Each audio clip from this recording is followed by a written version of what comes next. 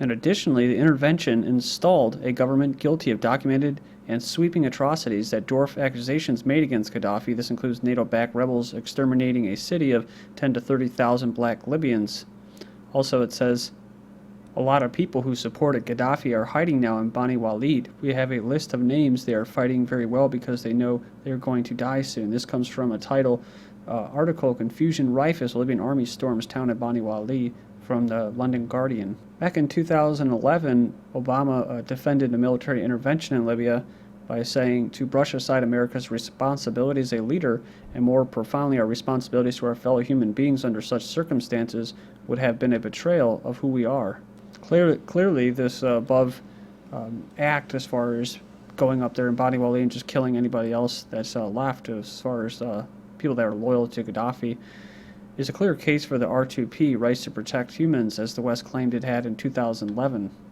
Paragraph finishes by saying the people of Bani Walid are fighting for much more than just the fact that they are supporters of Gaddafi. They're basically fighting for their lives. Talking about human rights, this is a picture of the home of up to 10,000 people. The video claims up to 35,000 people, part of Libya's black community who had resided in the country for generations. The inhabitants were either exiled, imprisoned, or exterminated, and the NATO rebels, Western-backed rebels, said every single one of them has left and we will never allow them to come back. Libya, like Iraq and Afghanistan, are all warnings of the dangers of international law that presumes primacy over state sovereignty. It says NATO's failure in Libya, exposed from the beginning as a war of aggression built on a pack of lies, should provide ample evidence as to why NATO should be excluded from any further role in international conflict resolution, of course in the name of humanitarianism, beyond the borders of its membership. And then to Syria, from the Lou Rockwell report, Implosion of Syria Myths, a nervous breakdown for U.S. allies. The New York Times finally reported what many watching the Syrian insurgency have noticed all along. U.S. facilitated weapons shipments are ending up in the hands of radical jihadists. Of course, those facts are right. Blinded as it is by the ideology, gets the conclusion wrong. The Times has for some time been pushing a line that the U.S. must act fast militarily in Syria, lest the mythical people uprising be hacked by radicals hijacked. But it goes in and says, in short, they have been surprised, distorting facts to propagize for war. The New York Times line is that the U.S. inaction on Syria is leading to radicalization of the rebels. Earlier this month, they reported that many Saudi and Qatari officials now fear the fighting in Syria is awakening a deep sectarian animosities, and barring such intervention could turn into uncontrollable popular jihad with consequences far more threatening to Arab governments than the Afghan war of the 1980s. Then it goes on and says, now we get the news from the Times that basically they're receiving, these jihadists are receiving the weapons that the West are sending over in the aid.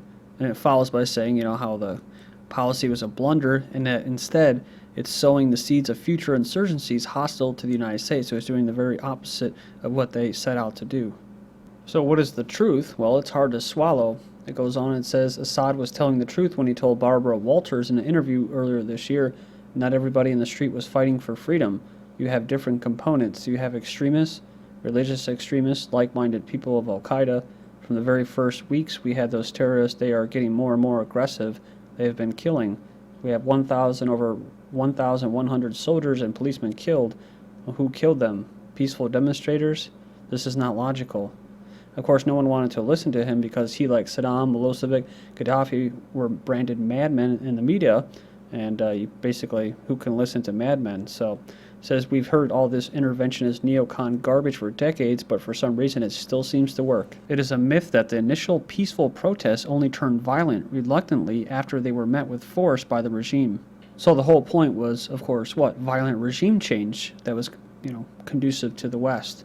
So it says we saw it in the influential think tank Brookings Institute report titled Saving Syria, Assessing Options for Regime Change. The article finishes up here by saying that it's really bad news as the U.S.-Syria policy falls apart. There's increasing danger that built-up tension in the region, particularly the disastrous decision of Turkey to support the rebels, is leading to a wider conflict that threatens to spin out of control. Turkey and Armenia are at each other's throats. Armenia and Azerbaijan are preparing for war. Iraq rarely watches chaos on its borders, which I've been covering, and Russia is installing its next generation of S-400 anti-aircraft missiles on its southern military region near Turkey. Backed into a corner by failed policy, the U.S. is doubling down on bad debt, feeding Turkey bogus intel about arms shipments aboard Syria passenger planes carrying Russian passengers. Rebel mortars lobbed into Turkey give a desperate Erdogan government pretext needed to establish a buffer zone in Syria. They moved tanks and jets also, too. Hope for NATO reinforcements, which are not coming. French observer Thierry Massian says that Turkey is on the verge of a nervous breakdown after NATO packs it in on Syria. So that kind of sets the stage for what I'm going to talk about here. Turkey stages new war games near border with Syria. They've staged new war games just 10 kilometers from the country's border with Syria amid simmering tensions between the two neighbors. So here's some of the tanks that I was talking about that were shipped to the border. On October 4th, the Turkish parliament authorized cross-border military action against Syria when deemed right. At least 44 were killed in northern Syria airstrikes, children among slain in government strikes on strategic town from October 18th. The Syrian military attempts to reclaim the important city of Marat al-Numan ended in tragedy when the airstrikes against the rebel-held city end up killing not only rebels but civilians as well, including children. Residents of the city have come under near constant bombardment since it fell last week to the rebels, with warplanes regularly overhead. This is the first time, however, that such a number of civilians were reported slain. Then captured Syrian pilot says, "I just followed orders." Video says that pilots were unaware they were hitting civilians. So as he was shot down by the rebels, he has a simple explanation for why he and other pilots had no qualms about bombing civilian targets. He said he swears he didn't know civilians were present. This is coming from Al Jazeera. This is so interesting, too, because there's actually, was it Bradley Manning in that? He's in jail. He'll probably get the death penalty for what? For exposing, U.S. war crimes, just hitting people with Gatling guns, basically, from helicopters and stuff like that. I think they were civilians or journalists. So it's like, don't worry about that. Let's focus on this. I call it, it's a diverting people's attention. They told us, because people have short attention spans and memories of history and that, so they told us there were armed terrorists there, he said, and was empty of civilians. Our commanders told us this, and we can't see anything on the ground. We can't or don't go outside the air base. Then you have tensions among Alawites pose new challenge for Assad, so rumblings of discontent within Syria's Alawite minority are presenting a new challenge to Assad's efforts to retain power, which calls into question the loyalties even of his own sect in the conflict-ravaged country. He's come to rely on the 2.5 million strong Alawite community for support as Syria's Sunnis majority has flocked to join the rebellion. Sunni Islamists may play a major role should the rebels win. It says a shootout between members of the extended Assad family and the president's home last month and the detention of a prominent Alawite activist by the regime offers hints of unease within one segment of the population whose unwavering support for Assad, whose loyalty prior to that had not come into question. So I don't know if this is like the defections kind of propaganda, right? Because that's what they're trying to do. They're trying to put the pressure on them to have people defect. Long cultivated by Assad, Syria's business elites feel squeeze of war and sanctions. So Syria's wealthy, long cultivated by Assad as support for his government, are seeing their businesses pummeled by the bloody civil war.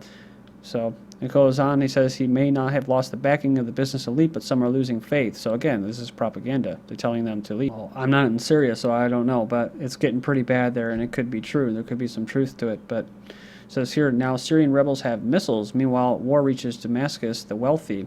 So this could change things. Some Syrian rebels now have anti-aircraft missiles. So it says the fighting basically isn't as tense as other cities like Aleppo, but drastically increased a few months ago. Checkpoints abound, kidnappings are common, bombings are increasing, and it's not safe to go out after dark. So maybe that pilot was telling the truth. So yeah, and here is talking about the wealthy again, right, from the AP. Many have seen factories burn, and others have had their money restricted by sanctions. Goes on and talks about the Alawite community again. So anyways, CIA spies smuggle 14 missiles into Syria so rebels can take out regime warplanes. The ground-to-air weapons have been delivered across the Turkish border and were partly paid for by Saudi Arabia. So there you go. So we were just talking about now the Syrian rebels have missiles from October 18th, and then this is from August 18th. CIA spies smuggle 14 Stinger missiles. So there you go. Rebels attack oil gas pipelines in eastern Syria. Strikes add to concern about energy security in the war-torn nation. It goes on and it says that the Syrian rebels attacked a pair of key oil gas pipelines today in Deir az-Zor province, two of the most serious sabotages of the nation's energy infrastructure to date. The rebels hold a number of key areas around Syria's oil and gas corridor. Between the attacks and the growing tensions with Turkey, there's concern that a civil war could cut off yet more energy supplies from the global markets at a time when you have Iran's embargo. But the thing is they're blaming it on the rebels, Syrian rebels. But then this other article from the BBC saying Kurdish rebels blow up Iranian gas pipeline in Turkey. They're saying the Kurdish rebels have claimed responsibility for a bomb attack on the natural gas pipeline in eastern Turkey. It says it remains unclear when gas flows will resume. Now listen to this. The Russian gas producer Gazprom says it will increase its supplies to Turkey because of the disruption. The company said it was acting following the request from BOTAS, the Turkish state gas and oil transportation company. Then I found this article a couple days ago. Gazprom bids highest for a Leviathan partnership because of its geopolitical power, but Noble Energy wants Western partner. That's right. Russia's Gazprom is a leading candidate to acquire the stake in the Leviathan gas field.